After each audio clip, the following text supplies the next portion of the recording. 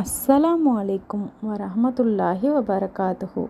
Welcome to my YouTube channel way to ஜன்னா. இன்றைக்கி இந்த வீடியோவில் நம்ம என்ன பார்க்க போகிறோம் அப்படின்னா, ஒரு சிறப்பான துவாவை பற்றி தான் பார்க்க போகிறோம். இந்த துவா அல்லாஹ்விடமிருந்து நம்ம வாழ்க்கையில் மன்னிப்பு, வீடோட விசாலம், உணவு அப்படின்னு எல்லாமே கிடைக்கும். வீட்டோட விசாலம் அப்படிங்கிறது கபரையும் குறிக்குது. இன்ஷா அல்லாஹ் இந்த துவாவை பற்றி இப்போ நம்ம பார்க்கலாம். இதை யார்கிட்ட சொல்லி ஓத சொன்னாங்க அப்படிங்கிறதையும் இந்த வீடியோவில் நான் மென்ஷன் பண்ணியிருக்கேன். வீடியோவை ஃபுல்லாக பார்த்து தெரிஞ்சுக்கோங்க. அப்போ தான் உங்களுக்கு நிறைய துவாக்களை பற்றி தெரியும் இன்ஷா அல்லாஹ். அபூ ஹுரைரா ரலியல்லாஹு அன்ஹா சொல்கிறாங்க, இதை ஒரு மனுஷன் அல்லாஹ்வுடைய தூதரை பார்த்துருக்காங்க. அப்போ அவங்க பிரார்த்தனை செஞ்சுக்கிட்டு இருந்த நிலையில் இருந்திருக்காங்க. நபி ஸல்லல்லாஹு அலைஹி வஸல்லம் பிரார்த்தனை செஞ்சுக்கிட்டு இருந்திருக்காங்க. அவங்கக்கிட்ட எனக்கு நீங்கள் ஒரு பிரார்த்தனை சொல்லி கொடுங்க அப்படின்னு கேட்கும் போது, எல்லாத்த பற்றின ஒரு துவா சொல்லி கொடுங்க அப்படின்னு அவங்கக்கிட்ட கேட்கும் போது அவங்க என்ன சொல்கிறாங்க அப்படின்னா, இந்த துவாவை ஓதுங்க, உங்களுக்கு வாழ்க்கையில் எல்லாமே கிடைக்கும் அப்படின்னு சொல்கிறாங்க. அந்த துவா என்ன அப்படிங்கிறத இப்போ பார்க்கலாம்.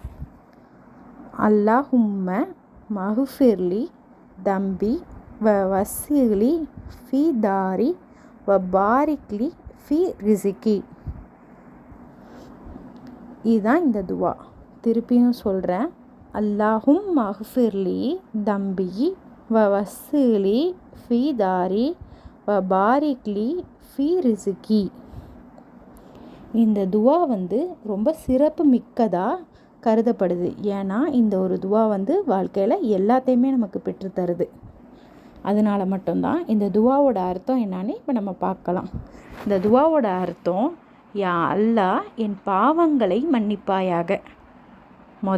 பாவத்தை மன்னிக்கிறதுக்கு கேட்குறாங்க.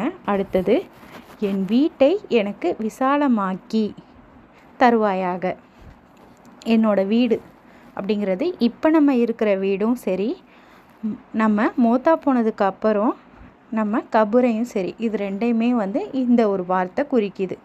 நீ எனக்கு வழங்கிய உணவுகளை ஆசீர்வதிக்கணும் அப்படிங்கிறது ஒரு வார்த்தையாக வருது. இந்த உணவையும் நம்ம அல்லாஹ் கொடுக்குறான். அந்த உணவையும் நமக்கு நல்ல விதமாக கொடுக்கணும் அப்படிங்கிறத குறிக்குது. அதாவது அதில் நன்மையை அதிகப்படுத்தணும் அப்படிங்கிறது தான் இதில் சொல்கிறாங்க.